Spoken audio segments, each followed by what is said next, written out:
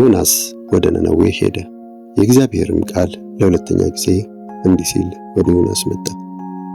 ወደ ታላቂቱ ከተማ ወደ ነነዌ ሄደህ የምነግርህን መልእክት ስበክላት። ዮናስም እግዚአብሔርን ቃል ታዘዘ፣ ወደ ነነዌም ሄደ። በዚህ ጊዜ ነነዌ ታላቅ ከተማ ነበረች።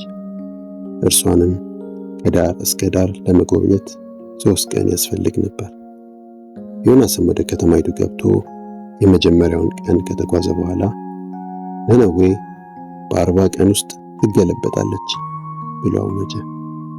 የነነዌም ሰዎች እግዚአብሔርን አመኑ፣ ጾምንም አወጁ። ሰዎቹም ሁሉ ከትልቁ እስከ ትንሹ ማቅ ለበሱ። ወሬውም ወደ ነነዌ ንጉሥ በደረሰ ጊዜ ከዙፋኑ ወረደ፣ ልብሱንም አወለቀ፣ ማቅም ለብሶ በአመድ ላይ ተቀመጠ።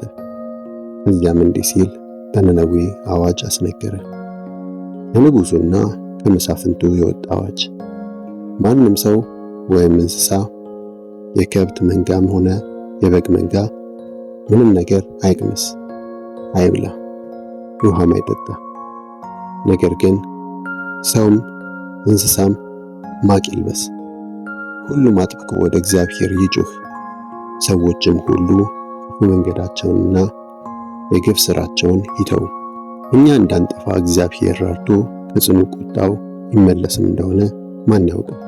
እግዚአብሔርም ምን እንዳደረጉና በክፉ መንገዳቸውም እንዴት እንደተመለሱ ባየ ጊዜ ራራላቸው። በእነርሱም ላይ ሊያመጣ ያሰበውን ጥፋት አላደረግም። ዮናስ ወደ ነነዌ ሄደ። የእግዚአብሔርም ቃል ለሁለተኛ ጊዜ እንዲህ ሲል ወደ ዮናስ መጣ። ወደ ታላቂቱ ከተማ ወደ ነነዌ ሄደህ የምነግርህን መልእክት ስበክላት። ዮናስም እግዚአብሔርን ቃል ታዘዘ፣ ወደ ነነዌም ሄደ። በዚህ ጊዜ ነነዌ ታላቅ ከተማ ነበረች። እርሷንም ከዳር እስከ ዳር ለመጎብኘት 3 ቀን ያስፈልግ ነበር።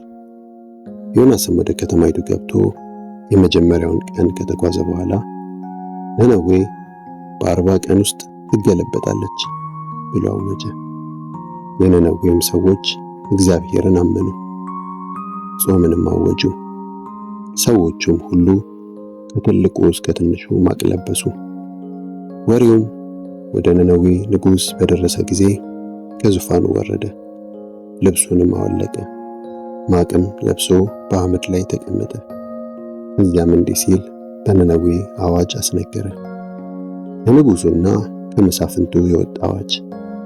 ማንም ሰው ወይም እንስሳ፣ የከብት መንጋም ሆነ የበግ መንጋ ምንም ነገር አይቅመስ፣ አይብላ፣ ውሃም አይጠጣ። ነገር ግን ሰውም እንስሳም ማቅ ይልበስ። ሁሉም አጥብቆ ወደ እግዚአብሔር ይጩህ። ሰዎችም ሁሉ ክፉ መንገዳቸውንና የግፍ ሥራቸውን ይተው። እኛ እንዳንጠፋ እግዚአብሔር ራርቶ ከጽኑ ቁጣው ይመለስም እንደሆነ ማን ያውቃል? እግዚአብሔርም ምን እንዳደረጉና በክፉ መንገዳቸውም እንዴት እንደተመለሱ ባየ ጊዜ ራራላቸው።